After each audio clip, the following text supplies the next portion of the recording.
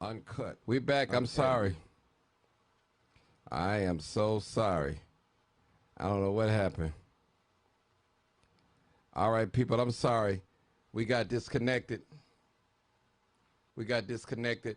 So sorry. I don't know what happened. Don't know what happened. Don't know what happened, people. We got disconnected. Don't know what happened. This is live, uncut, unedited. Come on in. Come on back in. I'm sorry. Got disconnected for some strange reason. We're talking about faith leaders versus Chuck Gun Shop here in Riverdale, a suburb of Chicago. What are some of your opinions about the boycott? Do you think that the faith leaders should boycott Chuck's Gun Shop in Riverdale, or what do you think about it? What are your ideas? Why you think they're doing it? This is live, uncut, 872-297-6389, and y'all know what it is. Live, uncut, unedited. You already know what it is. Come on in, people. Live, uncut, unedited. Just got disconnected. Come on in. You already know what it is. Live, uncut. Make sure you share the video. We're going to be talking about the faith leaders, the community faith leaders. When I say faith leaders, the ministries, the different churches that come together. All right, we got one caller already. Live, uncut, unedited. You ain't waste no time, caller. Come on with it. Come on with it. I feel like the faith leaders, why are they at Chuck's Gun Shop? Won't they go downtown in front of the state building and all these other places and boycott the politicians that they keep electing in? Won't they go to the alderman office and boycott them? Chuck's Gun Shop is not a wholesale place. So if you look at the city, these guys is getting guns in a wholesale price, right? Okay. So you know this man at this little shop ain't doing this. See, them pastors, they just want their face to be on TV as usual. Them people don't care. And then a lot of the gunslingers, they grandmas go to these people's church. Them people don't care. They need to go to these aldermen. They need to go to these politicians. When the politicians making their announcements about running for office, you see all the black pastors lined up beside them. I sit there and watch it all the time on the news, and they don't open their mouth and say anything. So why are they at Chuck's Gun Shop? Just so they face to get on television or get on your platform. Mm-hmm. So they full of shit. They full of it, huh? Yeah. Wow. As far as the gun, you know how they say turn the gun in? Right. They go around and sell those guns right out the back door. Wow. Wow. So you think it's a waste of time for the faith leaders to go and boycott Chuck's Gun Shop? Yeah. Well, that's a very small percentage of how these guns got. It's a very small percentage. Now, it had been proven, like I said in the last live, I got cut off, that some of the murder weapons was traced back to Chuck Gun Shop here in Chicago. So not all of them. I don't have the exact percentages. So I'm just throwing that out there. So don't you believe that a lot of these young ladies sitting there buying these guns for these guys? Yeah, I believe that. Yeah, I don't think these guys coming in up with that because they don't want to be recognized. It's a lot of these females that got decent jobs. They might be police women. They deal with certain type of men, and they bad and stuff for these guys. That's why a lot of these females get these gun card registrations so they can get these Floyd cards so they can get these guns for these guys. That's the bigger problem. A lot of these women getting these guns for these guys. Mm-hmm. And what about, they got these ghost guns out here. Now, let me ask you a question, sister. Now, do you admit, can we both agree on this, that Chicago have a gun problem, especially among our youth? Hold on, sister. Hold on one second. I got another call. Hold on. Live uncut. Where you calling from, caller? Caller, where you calling from? Caller hung up. They hung up. Okay, go ahead, sister. You agree that Chicago have a gun problem. Go ahead. You was finna say something. I definitely agree. We have a gun problem, but we have a poverty problem. We have a poverty problem. Where there's poverty, there's crime. So as long as it's gonna be poverty, it's gonna be a bunch of crime. And these people ain't just killing people; they robbing people. They doing anything to survive, because that's what it's called, surviving for them. It's called crime to us, but it's called surviving to them. Mm-hmm. So, if I'm hearing right, you agree that Chicago we have a gun problem, right, amongst our youth. Correct. Okay. Have you ever heard the term being used, ghost guns? Now, let me explain how ghost guns work. What they do is they buy parts, and what they do is when they buy parts, they put the gun together. I guess they buy it over the internet and mail order. So I think the J.B. Pritzker just got together with another politician, and they signed into law that that's a felony. So these young people are getting more sophisticated in crimes, how to get the guns. And I heard, So, go ahead. so okay, I understand that. So it's a felony for that, right? Right, Okay, so what it is, they got a couple strikes against them, right? right, So go to jail for you go get a felony for even having one in your possession, right? right, And if you murder somebody, you go to jail. right. So the problem is it's a poverty. So with the money, with the bill they sign, and they just all the money they take to put into that, they can put out some programs. They can put out a lot of programs to help these young guys too, right? But it all benefits them in the end. It don't benefit none of the brothers and sisters. It benefits the politicians, the criminal justice system. Because the person who's manufacturing these parts, why they not shutting those shops down? Why they not closing them factories down? It's easy to check people online. They don't care. They want to get the person who buys stuff, but they don't want to get who's selling it. So, other words, it's like they want to get the people that's buying the dope instead of the ones that's really selling and manufacturing it, in a sense, if I may say that. As far as the gun, now the Right. dope, it's a different thing because it all goes back to making an example out of black youth. That's what it all goes back to. But some of our people are riding with that. They want to lock all the youth up with the guns. Some of people are riding with that. They're riding with this particular because, see, the thing is, and I'm going to say this, our people, only thing that they have for black youth and black older people is policy and jail. Two things, Mm-hmm. policy and jail. Policy and jail, that's it. They have no other solutions. You talk about programs and different things like that. They can care less about that. It's control. Control the black people. Keep them in line with policy and jail. That's how they do it. And when they write policy and they put us in jail, they get paid off of. I got another caller. Hold on, sister. Okay. Caller, where you calling from? Hello? Caller. Yeah. Yes. Where you calling from, caller? Chicago. All right, hold on, brother. All right. All right, people, this is live uncut. I got another male call. I want to hear from him real quick. Hold on, sister. Go ahead, my brother. Let's hear what you got to say about this. I think it's more of a social issue It's a social, okay? Explain it for my audience. because this is the thing. If you take all the guns away, does that mean all the crimes gonna stop? Not really. Right, the murders are gonna stop for the most part, but you still have people with mental issues, people that's scrapping on a daily basis just to eat. So we can't fix everything just by taking the guns away. It don't work like that. We don't have no programs. A lot of people in these neighborhoods get this money to do things, and they don't even do it. Okay. So it's like, who's making a difference? Nobody's really making a difference. Everybody's looking out for self. Okay.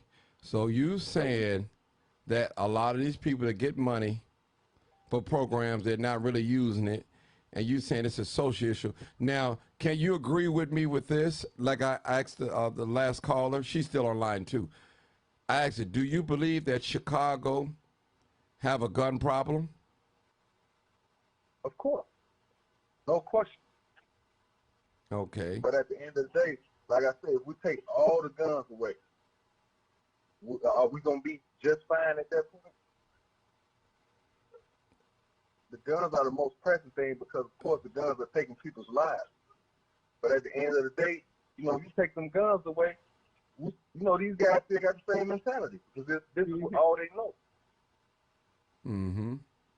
Nobody, ain't no teacher when it comes to the street. All right. None whatsoever. Hold on, brother. I got one more call. Hold on. I'm going to keep you on. Live, uncut, unedited. Where you calling from, caller? Southside. Southside. Okay. Hold on. Bring you in. All right. People, I got another guest, a female. I want to hear from her. Come on, sister. Talk to us. Hello? Hold on. That's me. I'm sorry. Go ahead, sister. Talk to us. That's my fault. Go ahead, sister. Go ahead. My last caller just called in. It's your time to speak. Hello? Can you hear me? Yeah, I can hear you now. Yeah, okay. Roll your window up. I hear air blowing or something. Okay, hold on one second. All right. Is this better? That's much better. Go ahead. Let's hear from you. Okay, so the last guy, I heard him mention, communities funding for, different programs and things like that. It kind of falls in line with what I'm going to say. I think that community outreach, specifically youth outreach, is much more important than boycotting the gunshot. Now, I kind of understand the logic behind why they did it, but I do feel like there's more effective methods that they can use to get that point across. Okay. So you're talking about the faith belief. You think it's more other.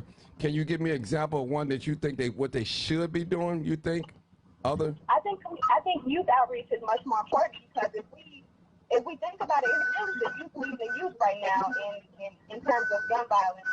It's not even really like the old heads anymore. Like it's the youth leading the youth. And if everybody's misguided, I mean, where's the guidance coming from?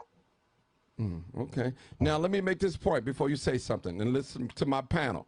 Now, we all understand that guns aren't made in Inglewood, Auburn, Gresham, Calumet City, right here in Inglewood, Auburn, Gresham, Roseland, North Lawndale. Guns are not made here, so they're coming in here some kind of way. You often hear people say they bring them from Mississippi, they bring them from Indiana, they're getting them off the freights. As the young lady said, that their significant other, their female friends, their girlfriends or baby mama, buying them for them and putting it in the hands of them. Then I said also that they're ordering ghost guns, which they just made a felony this year. So, right. And also, let me say this, and I'll let you guys talk. We have one of the stiffest gun laws here in the state of Illinois, and especially in the city of Chicago, in America.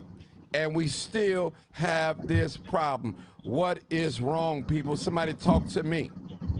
They want us to kill ourselves. That's all it is. They want us to kill ourselves, whether it's with dope, whether it's with diabetes, high blood pressure. They want us to kill ourselves. And I hate to say it, but we're doing a hell of a job at it. Go ahead, brother. Hey, Mark. Yeah. Look, perfect example. You know how you see guys 35, 40 years old, they run up behind these young thundercats. Yeah. Participating in all this nonsense. And, we say, that don't make no sense. Why do you think it's like that? Why do you think the 35, 40-year-old is running behind these young guys doing all this nonsense? Because they're benefiting from it. Some people are just at a point in their life where they'll do anything to survive. Mm-hmm. So that goes back to a social problem. We got to make it better. So people, if you got something to lose 9 times out of 10, you're going to think twice before you do, some nonsense. But if you don't have nothing to lose, that's exactly what it is. I don't have nothing to lose. I'm at rock bottom, so why not? And that's the mindset. Well, let me ask y'all a question, too, since we're on there. Why we don't support the youth? I mean, you have different people. You have fundraisers. They have different things. We won't sponsor nobody. Why is that? When we see youth on the right path of greatness, doing what they're supposed to do, it's like we don't support them. And why is that? We have to support. Go ahead. I think the people that are in the best position to support, it's not important to them. It's if you ask me, everything it stems from money. So, that's all it boils down to. We got to be in a better position as a community. But we got money, man. Listen, we got money in the black community. You got Arabs come in our community, set up shop, and get rich. Yep. You got. Go ahead, sister. It's money in our neighborhood, but unfortunately, our people spend their money on liquor, weed, hair weed, Jordans, foreign clothes, downtown, bunch of bullshit that means nothing. That's what they spend their money on to look good. It's about looking good for other people. It's not about being good. And as far as the youth that's doing good, a lot of them have a good support system. Like they have great people in their lives that's around them, showing them love, because that's what it starts from. It's the love that's being shown that motivates a lot of these youth. But I can definitely agree with that. I feel like just in the black community as a whole, like I feel like we care about looking good, but the content of the character, even just within the community, it doesn't matter as much as looking good. Because we don't invest. Go ahead, brother. The young lady said, our community, we tend to follow what's trendy, what's hip, what's popping, as young people say. And, a lot of these movements, they're not hip enough. They're not popular enough. They're not sexy enough. I got a friend, you know him, you know his son. They do great work in the community, but the support is not there because, he ain't all in the spotlight. His son ain't all in the spotlight, so it's nothing to latch on to. He's not a wannabe. Right. They want to latch on to what's happening. So, saving our community got to really be what's happening. It got to really be the bottom line. At the end of the day, that's all they got to be about. Can't have no ulterior motives, no other bottom line other than the community and what's best for the community. Hold on, brother. Hold on, another caller. All right, caller, live, uncut, unedited. Where you calling from? From Oklahoma. What's up, brother? What's up, brother? I hear you. Hold on. All right. All right, people, we got a caller from Oklahoma. All right, brother, come on, talk to us, Oklahoma. I was saying, how are we going to support our youth if we don't even love ourselves? We bring each other down. Our people. Hey, brother, as usual, it sounds like you're far away. I don't know if you're on an earpiece, but I need you to. Yeah. I was saying that, how are we going to support our youth if we don't have matches for each other? The young lady. Brother, you still not, listen, you still sounding mumble jumble now. I don't know what it is. Can you hear me? I hear you loud and clear. Go ahead, my brother. All right. I'm sorry. I was saying that how are we going to support our youth and we don't have love for one another, man? Well, we tear each other down. We need people like you and myself that love each other. We have to support the youth in order to decrease the violence and things like that. You have some people, and I'm going to let you talk, that won't do anything for their community unless they're getting a grant. Now, so if you don't get a grant, that means you're not going to do nothing for your community. You have people out there like that. Let me just tell you, people, for a long time when I started crime chasing, a lot of people, they want to know what was my motivation. They called me an ambulance chaser. They called me, you clout, you chasing clout, you want money. Now that I prove myself that I'm not none of those things that they said, and I'm respectful with the family when I video, I still can't get some of those same people to support my cause. I'm not asking for no money. Not asking for no money. I got money. I work for my money. Now, if you give me a donation, I'll be happy to accept it. But I'm not on here to solicit donations from my listening audience. I'm not here on that. And I tell people, any activist or any community leader, any faith-based leader, once you find out what their motive, if their motive is money, you better watch out. I'm telling you, you better watch out. I'm saying it. Yeah. I'm not just talking about the preachers. I'm talking about community activists. All of them. You better watch out. If all they talking about is money, money, money, money, money, you better beware. I'm telling you. Even if they're doing good work, you better beware. I'm going to let y'all talk. Go ahead. Whoever. I'm just telling you. In Go ahead, brother. Go ahead, brother. No, I'm good. I'll submit. Go ahead. Okay, see, and like you just said, it's rare that you run into people that actually care. You know, you actually care. You get some other than than money out of it. You know, so if you don't find like-minded people, I don't think you're dealing with is somebody that's probably more dangerous than these kids out here that's doing killing, because at this point they're in the way of progress. That's true. That's true. Mm. That's deep, man. So Y'all heard true. that's so true. Mm-hmm. They more dangerous than the one that's pulling the trigger out there, huh? Yeah, because here it is now. You know, I'm trying to do something. You can actually see that. Okay, he's trying to do something for real, or they trying to do something for real. It's gonna affect my bottom line. I'm getting all this money to do something, and I can't do it. And here it is, these people putting their own money in, or just using what they got, and it's effective. So now it becomes a competition. So now, you more dangerous to me than these young Thundercats out here, because you know better. Mm-hmm. And if you notice, and not calling out no names, and please don't put it in the messenger, you got some people out here that when they get a grant, or when you don't hear from them, you know they got some money from somewhere. And when the money seems like it's disappearing, brother and sisters, they gone. They back up again. They if I may, y'all know I don't curse. They raising hell, if I may use that term. That's what they doing. Wow. They fighting. They calling press conferences and all that. But when they get that money, they just slowly you don't hear anything. We question those type of people, and I'm not taking away from nobody type of work that they're doing in the community.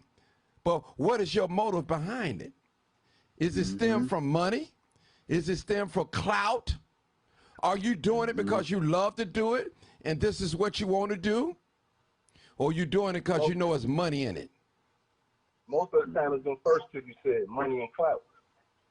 Right. They don't care nothing about the community. And let me say this too. I'm gonna let y'all. Let me say this too.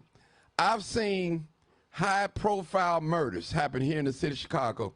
I've seen many activists run in front of the camera and talk to the camera and all that. But as soon as that high-profile murder get cooled off, they gone. You don't hear about it no more. They gone.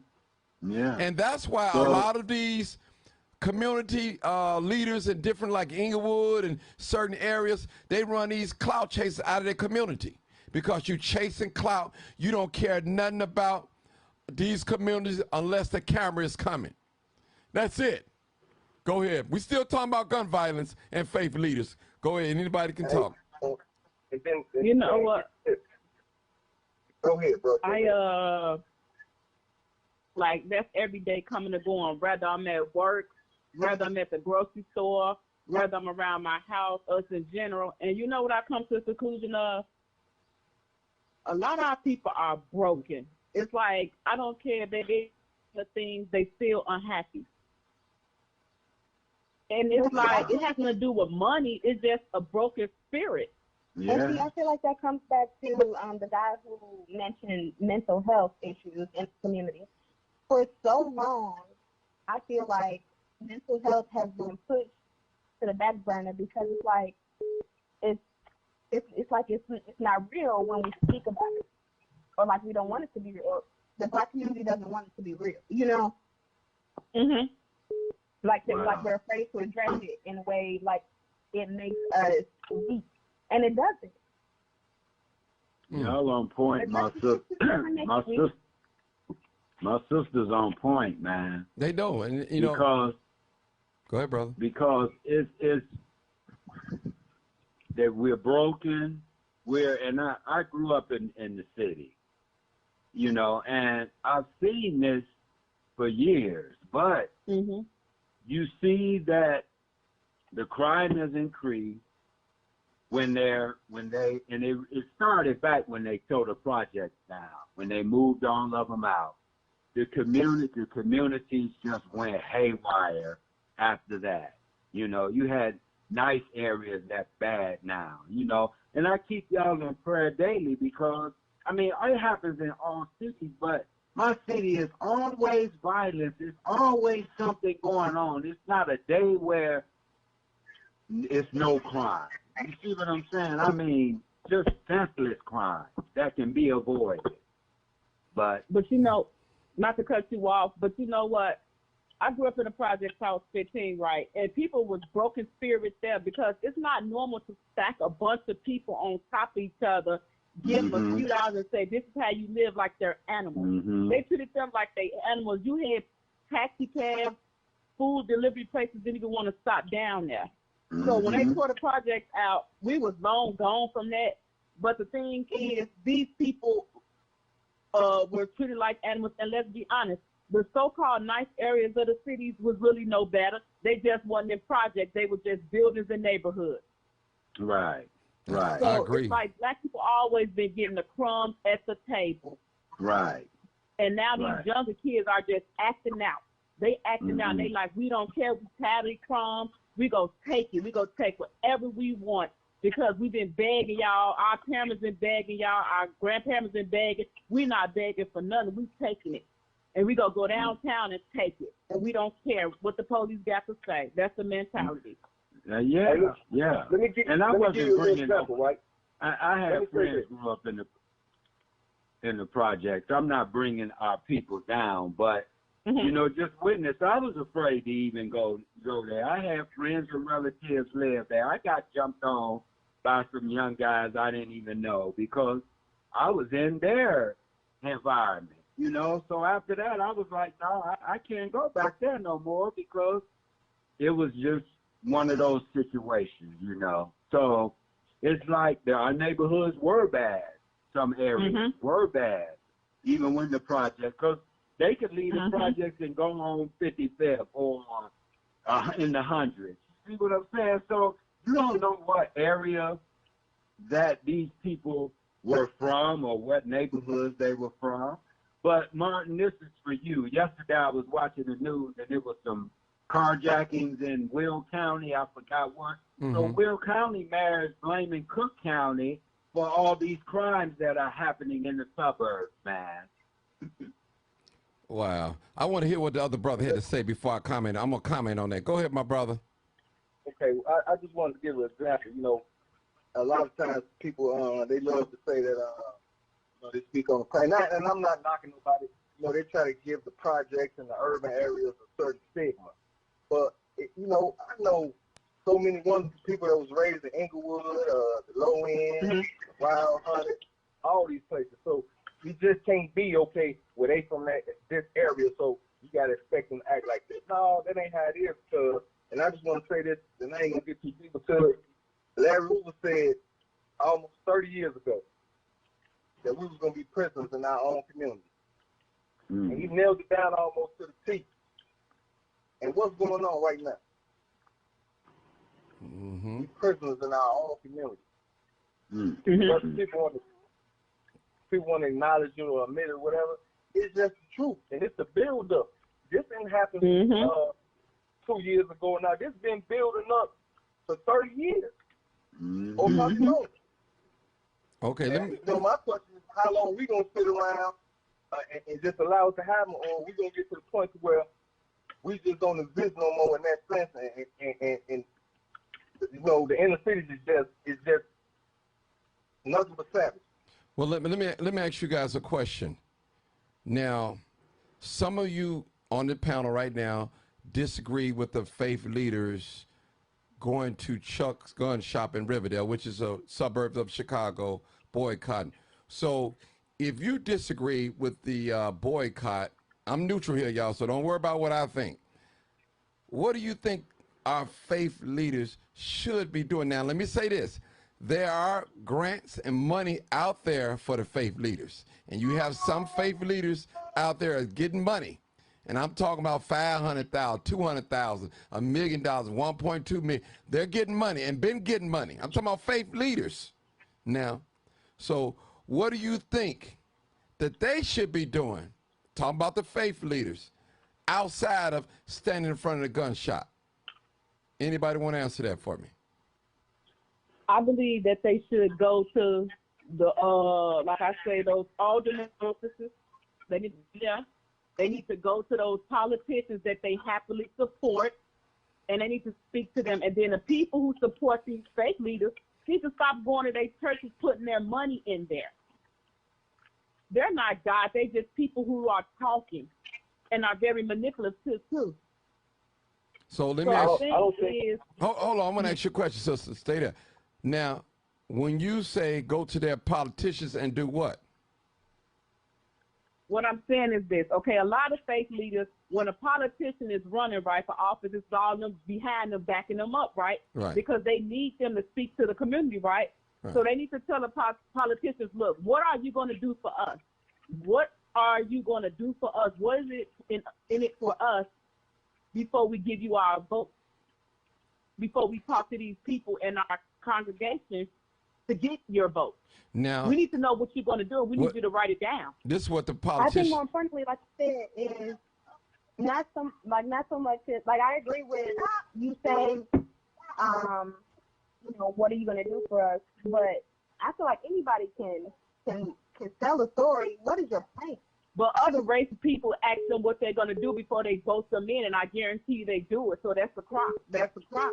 Mm-hmm. The LBG, whatever, the alphabet community, before you get their votes, you're going to tell them exactly what you're going to do for them. Oh, yeah. And if you don't do it, they're going to get you up out of there. So why us as African Americans can't do the same thing and stop looking for money, selling our people out for money? Yep. And see, that's what I mean when I say, like, what's your plan for this, like, for the Black community? What is your plan for us? You can say anything, but do you have a plan? Well, how about this, guys? Let me say this, and y'all can talk. How about this? How about we just buy a politician, pool our money together, and when you see the politicians, it's two things that they fear, that they cater to. They cater to the one that's bankrolling them, and they cater to the people who they most fear, and we know who that is, the white folks. So we got to have a plan, people, as black people, as a group of black people, and hey, we're going to buy this politician. This is what we want. We're going to back you up. We're going to give you votes and money. But y'all go ahead and talk. Let me ask you That's this. not helping the community, though, right?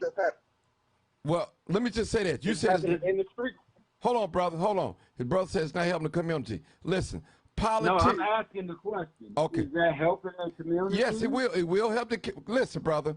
The brother told me the other day, politicians are like NASCAR drivers. When you see a NASCAR driver, they have stickers all over their car, all over their jacket. Those are sponsors. So if somebody is feeding you, helping you to win a position, to get in a position of power, you're more likely to cater toward their problems and their issues. That's all I'm saying. A lot of us in the black community, we feel like if we make money, we get us a white woman or interracial relationship, we made it. But what about power? Why you think you got the J.B. Pristers running for $100-some or $200-some thousand job and he's a billionaire? Why? Why is a billionaire running? Why is Willie Wilson running for mayor and he's a billionaire? It's because of power, people. They want the power. When you have power, you can change policy. You can have influence on policy. That's what I had to say. Y'all go ahead now. It's perfect. It's Thank perfect you for that you said answering you spoke about power, right? Right. Because you asked where the state leaders and the politicians should go. Everything is happening in the street. So where else is it for them to be besides the street? And they run to the cameras, they run to them boardrooms, they run to them sponsors, but ain't none of the nonsense happening in none of those places. Everything is happening in the street. Those true powers in the street. So, we got to hold them accountable. And, not allow them to keep running to places that, if you run here and you can talk to your ears fall off. At the end of the day, who's listening? A bunch of people that ain't really in the street, don't really know what's going on, can't really reach out to nobody. This is just a deal that they make amongst each other. The real power is in the street. So, you got to bring the movement to the street and quit running places to where you figure you can get some money, because at the end of the day, when you get that money and you still come back to the street, they not respecting that, even though you get it. Okay. Well, let me ask y'all a question. Throw another question out there for the faith leaders. Now, Do you guys know that some of the faith leaders are receiving money from the city for violence prevention? Oh, Okay. no, I didn't know that. Okay, yes they are. I just want to put that out there. I'm not pointing out no faith leader, but it's plenty of faith leaders out there getting big money, getting grant money from the city and other private people too. They're getting funded. Now, I don't have anything against the church, but I'm in agreement with the brother. You got to go where the fire is happening. You can't stay in the safer. You can't stay in the safer, comforted and safer of your building. You have to get out. We need more than vacational Bible school. We need more than a bunch of people coming together just praying. We need more than that too. That is good. Bible school is good. Prayer is good, but we need hands-on to come out in these communities when somebody gets shot down and their family come to the crime scene screaming and hollering. We need those faith leaders out there to talk and pray with the families. Be in the... But they only going to come around when everything is cool. But you know, Martin, if they get grants because they already bought. So I guarantee you, let's say them fake leaders go out there and they say, we should have closed these Arab business down. We should have do this, we do that. I guarantee them grants will be taken. It's like they're puppets. All they're puppets. If you get grants from anywhere from the government, you are a puppet. Well, I wouldn't say that. I wouldn't say that. Don't. Let me ask you a question now. Now you got some grant writers. I'm not receiving grants. I just want to say that. Because you're receiving grant money from the government, I don't think you're a puppet, because some people literally have a great blueprint of doing it. Now, when you receive grant money, there's some rules that you have to follow. Now, I would say that. Yeah, that's what I'm saying. Okay, because I would don't call them a puppet, because some people got some real good programs out here that's really working. Go ahead. Okay, let's say the pastors, right? Right. Let's say they get all this money. They say, you know what? We tired of the liquor stores in our neighborhood. We shut them down. We doing this. We doing that. Now the foreigners, where we going to make our money? So what they're going to do is go on the news, right? And they're going to whine and complain. And you know, our country is in cahoots with these foreigners, right? Their country, right? Right. So to let them come over here, you know, for whatever money they owe. So I guarantee you, they're going to speak on that. Everything that you see in the black neighborhood, where it's the Chinese, where you see the Arabs, all that stuff is put there for a reason, because they owe China and they owe the other countries too. So let's send them over in black neighborhoods, and they're going to be there. And them reverends and all them other people better not say anything if they want to keep getting this money. Yeah, more likely. That's what I'm saying. Who's going to talk against the job that's feeding you? Even those of us that's working in the criminal system. Yeah, that's what you're saying. You're not going to say anything. You're going to be quiet. It's like, give you guys an example. Okay, you take a job. We'll just say AT&T. I don't work there, and I'm a manager. Okay, and I see an employee got hurt on the job. Now, the employee come to me and ask me, what should I do as a manager? And I said, well, just get yourself checked out and just take off a couple of days and come on back.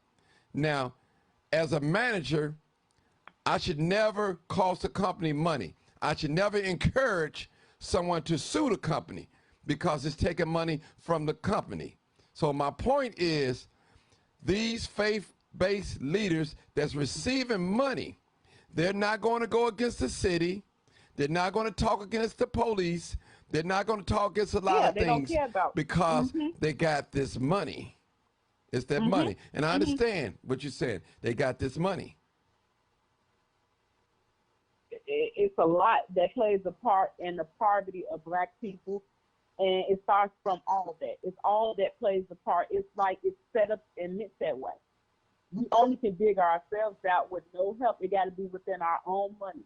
It can't be within no help, because what happens is it's something in it for them. And like you said, a lot of our people are bought. They can be bought. Yeah. And it's been happening for years. I'm going to tell you, when you got a politician, when you got a faith-based leader, when you got a community activist, somebody that's standing in the gap for black people, and if they're in love with money, you better watch them, because they'll sell their mama out. I'm telling you, I know some great people that have done some great things in the community, but when it comes to that dollar, Their lips are sealed. They'll be quiet.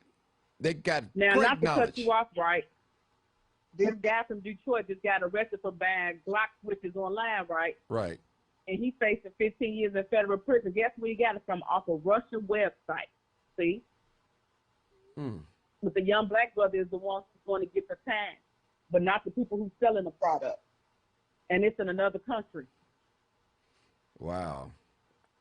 So now, what do you get? Let me ask you guys another question, still on the subject. Do you feel that Chuck Gun Shop in Riverdale need to close? If so, why? Tell me why. If not, yeah, somebody tell me. Somebody talk to me. Do you feel that they need to be closed down? Not necessarily, because they'll just move on to the next one. Okay. Anybody else? Hello? They said a lot of the guns and the murders, the guns were traced to his shop. Yeah, they do need to close it down because that means that they're doing some underhanded business, I believe, too. Okay. My brother, you on it? My brother? So, I'm just staying neutral, people. I got my own ideas, but I'm just staying I neutral. feel like you have to work from the inside out. And I'm a firm believer that if there's a will, there's a way. And if that's what they want, they're gonna find a way. So you have to fix the inner problem before the outside problem. Now, y'all know the gun association is real powerful. Okay, hold on, people. Let me take this caller. All right, caller, where you calling from? South suburbs. All right, South suburbs. Hold on.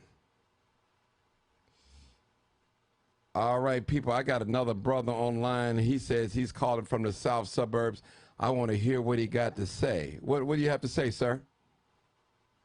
I say no. They should not close Chuck Gun Shop because Chuck Gun Shop is not the issue. The issue is the people that they're allowing to buy the guns, and that's got to do with the state because when you come in Chuck Gun Shop, you got to have all your information right. Okay. Well, now, did you hear what the sister said? And I said it earlier that I don't have the exact number. Maybe you can do the research for me. That a lot of murders. Guns have been traced. The guns have been traced back to to Chuck's gun shop. A lot of murders, the guns that have been apprehended and stuff like that. A lot of those guns have been traced back to Chuck's gun shop. So that's why I want to say that. I'm just throwing it out there. What do you have to say about that? I do know for a fact that Chuck Gun Shop is doing everything by the law. I know that. Okay. And because I went in and bought a gun. Okay. And I'm a very popular, well-known person. And it didn't matter. If I didn't have what it took to, purchase a gun, then I couldn't get it. Okay. Matter of fact, I couldn't even go in. Well, let me ask you a question. So when a statement like that is made, which is a factual statement, that so many of our murders down through the years, not just this year, last year, and so on, guns that was apprehended by criminals using a criminal murder, traced back to Chuck's gun shop. So what do you think about it? It could be something going on that you don't know about or that we don't know about. And I'm not, hold on, I don't want nobody to say that don't support Chuck gun shop. I'm not saying that. I'm not boycotting them. I'm just throwing the question out there. Let me just be clear. Let me be clear. No, I understand. Okay. Be clear, because I don't want nobody to say, he said, don't buy no gun from Chuck gun shop. And I'll listen. I'm just trying to find. No. You didn't say that at all. Okay. You're asking the question. Right. Just asking the question. Okay. And my thing is, it ain't only Chuck gun shop, bro. There's other gun shops that selling guns. What about the ones in Polson and all these other places that's selling these guns? You know what I'm saying? It's just not Chuck. Oh, well, you're probably right. You're probably right. But all these guns is coming from somewhere, and it's not the people that have the guns that's getting them for them. Okay. You see what I'm saying? There's other people that's getting these guns for these babies out here to go do this damage. Yeah, I mean, it's terrible because it's like I heard on the lakefront, I think they took like 12 guns or something off the lakefront one night. What? 12 guns.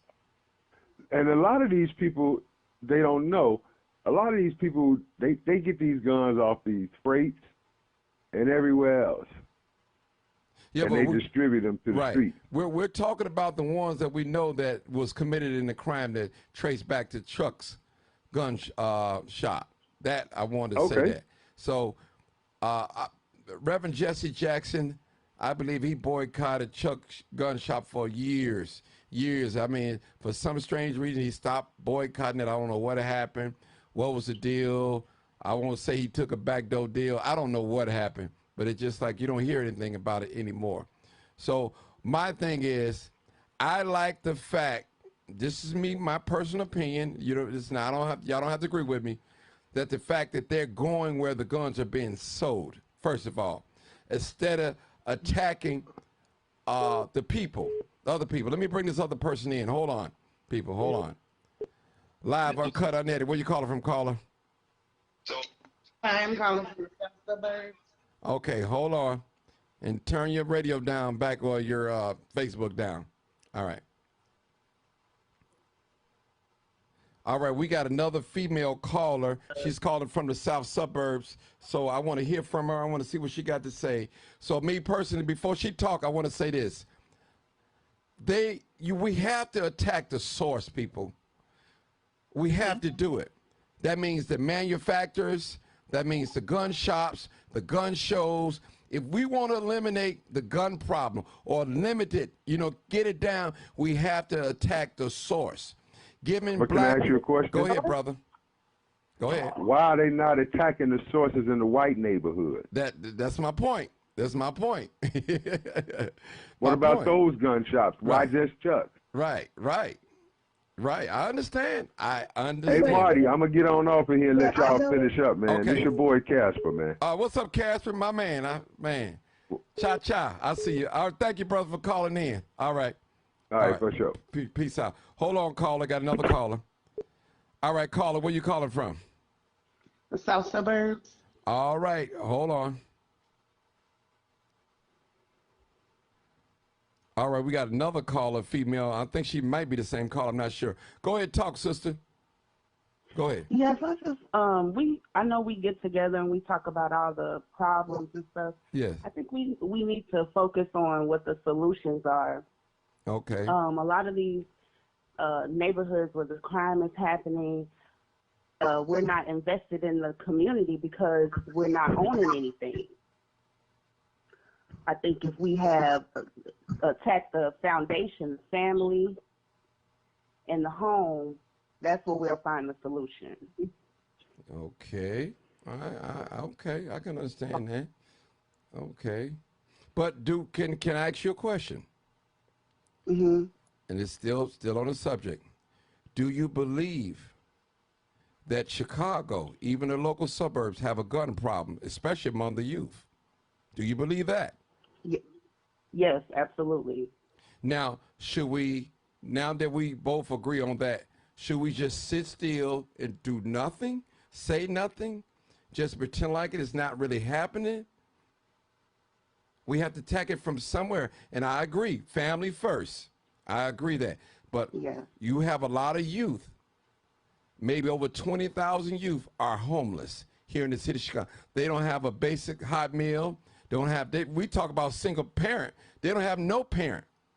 They're in a system, foster system, a care group home. So they're probably angry at the whole world because they feel like their life is not normal, like another teenager. So have you ever heard that term said, misery loves company? Hurt people, hurt people. You know, I'm just speaking in general, just throwing that out there because we got to realize a lot of these young people that's riding the red line late at night, carjacking and all that, they don't have no parents. And some of their parents are on drugs and not making an excuse for the crime. Trust me, I'm not taking up for criminals because I've often been labeled as taking up for criminals, but criminals do have rights. You just can't treat a criminal a certain way because they're a criminal.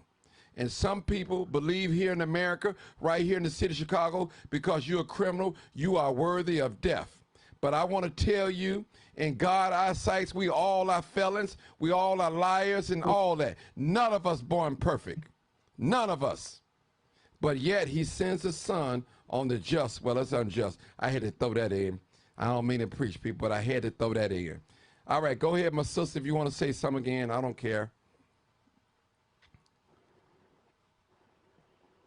All right. Somebody said sound like excuse. But listen, the very same person that say that I'm saying excuses is when your sons and your daughters stand in front of the judge, you want the judge to have leniency. Now, don't have the same lock them up, throw away key mentality when it comes to somebody else's child. But when your child stand in front of the prosecutor and the judge, you want the judge to have mercy.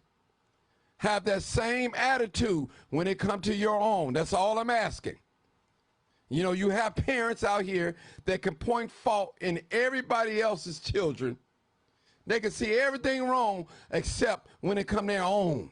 They make excuses. So I'm just saying, if you're going to keep that lock them up, throw away mentality, keep it with your nephew, keep it with your sons and your nieces and your uncles and your brother. Keep that same mentality. Don't change up because it's your relative.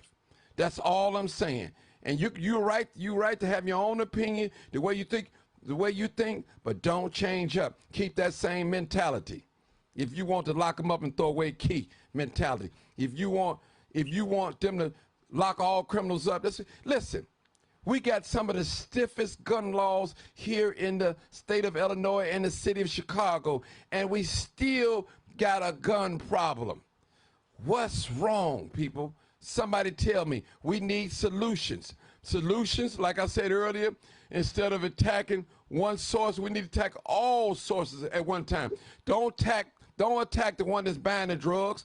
Attack the one that's selling the drugs. Attack the one that's distributing the drugs. All three need to be attacked and dealt with. That's my story, and I'm sticking with it. That's my personal opinion. All right, callers, y'all can talk now. Hello? Y'all still there? They didn't got silent. Y'all can say something. I mean, you know, once I get in my zone, I talk, but I want to hear from you guys. This is about you guys. No, I definitely agree with what you just said. You know, if you're going to have, you know, the specters to lock them all away and, you know, not show any leniency in their charges, I mean, that goes across the board, regardless of who it is. That's right. And so I definitely agree with that. Yeah, because, and let me just explain something to you guys. In a court of a law, not a court of a public opinion, you are innocent until proven guilty. In a court of law, not the court of public opinion, you are innocent until proven guilty, okay? So in that case, if they allow you to bond out and you're able to bond out and you still go out there and do the same thing, that's not called letting criminals out of jail. That's the law, okay? That's how the law works. So black people, do not be fooled. We get 10 years and they get probation and go home to be with their family. That's not right. That ain't right, like the young folks say. So we got to have one standard. We can't have a double standard when it comes to black and white dealing with the criminal law. That's all I'm saying. I'm going straight down the middle. And when I speak out like this, they get mad. They get in my inbox and call me a rat. You a race baiter. You didn't say nothing about race when white folks get off the hook all the time, and we get 10 and 25 years. You quiet on that. You don't say anything. But when somebody like me with a little voice and a little platform speak out, I'm starting trouble. I'm a troublemaker. People, aren't y'all tired of being mistreated? This is not the way this world intended to be, people. We live here too. We are contributors to this earth, to this world, to this country, to this city. We are contributors. We are lawyers. We're doctors. We're politicians. We're faith leaders. We're community activists. We're policemen. We're military men. We're scientists. We're school teachers. We're athletes. We're entertainers. We're carpenters. We're electricians. We're all of these things. People, as I say, we should never call our young people animals. Never. That's nothing but a white supremacist talking point. What do you do with animals? You kill them, you slaughter them, you control them. That's what they do with animals. You tell animals what to do. You feed them. You make them do things. If they don't do what you want them to do, you don't feed them. Aren't you tired of being treated like an animal? This is America. Last I checked. Hold on, caller. I got another caller. Hold on. Live, uncut, unedited. Where you calling from, caller? All right, this is perfect. This is Martin Johnson. I'm calling from in my car. All right. Hold on. Let me click you in so we can hear from you. All right, people. This is live, uncut. I got a new caller. Come on, sister. She said she in her car. Come on, talk to us, sister. I'm in my car. You talking to make sense. Real talk with the girl Chris. All right. I have reported to the Austin, to the news station about the Austin Oasis nursing home on 901 South Chicago. Yes. What? 901 South Austin. They are abusing. They are not feeding the senior citizens. The news media, WLS, said they all have all the information that they need, but they need to get a reporter to get out there. I have the people who have exposed them and have put it on my lap, and nobody has went out there yet. And I am heading to 901 South Austin because these senior citizens shouldn't have to go now one more minute of being abused, beaten, and living in inhumane situations. What is the name of that particular place? Austin Oasis. I have the workers that was fired because they exposed these people. Wow. They told the media, they told WLS News, Christina Zambolia got in contact with them. I put them on a three-way line. Saying they signed the papers, gave them permission of the document that they could use all the pictures that was taken in the inside. So I called the news desk today, and the lady said, we have all the information. We just got to find a reporter to give it to. No, that's too late. That's too late. No, they could be dead. They've been died. A worker beat them in there. A worker has beat a resident. They suspended her, and she's back at work. I have all documentation. Wow. I have the people that work there, that don't work there, that just got fired June 16th. And then union rep Melanie is the one that takes the sheet off the bed that have bed bugs and wash them in the laundry. This is wrong. This is wrong. Well, let me say this, sister, and I think I spoke a little bit about today. I use myself as an example. If I'm a manager at AT&T, it's my job and my duty to save the company money and public out against the public. So a lot of these people, I don't care if they're black or white, it's their job to protect the interests of the company that they're working for. And that's what they do. Exactly. You have very few people that's willing to lose it all for truth. You know? For the truth. And it's the black ones that's running. You're doing your own people. That's how it You're is. your own people. The love of money. And I said it earlier too, sister. I don't know when you got on here. I said if you have a faith leader, if you have a community leader, if you have a community activist, if they are in love with that almighty dollar, you better watch them because they'll do anything. And listen, anything. That scripture never lied. The love of money is the root of all evil. Some people would do. Yes, it is. Some people would do anything for money. Money. And it's a problem when the state, they say, is there everything, but they have a close relationship with the administrator and won't help these people. If you only seen the pictures that I have, but you will, because WLS said they're going to air it, but they got to find a reporter. Okay, well, while you finding a reporter, somebody is not eating tonight. Mm-hmm. Somebody is getting beaten tonight. Mm-hmm. And you know who own these nursing homes, don't you? The Jewish people. I was just getting ready to tell you, the young lady told me the Jewish man owns the nursing home at Austin Oasis, and he also owns the one in Oak Park Oasis. Enough is enough.